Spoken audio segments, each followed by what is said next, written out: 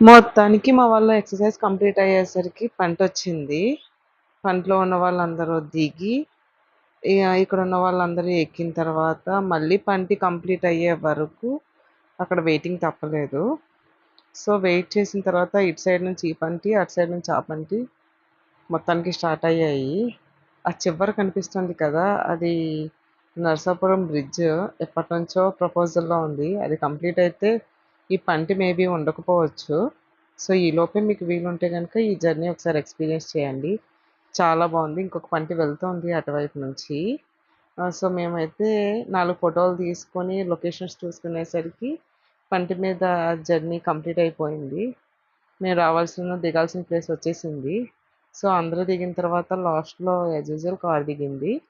పంటి దిగిన తర్వాత ఇక్కడ ఏమీ లేవు.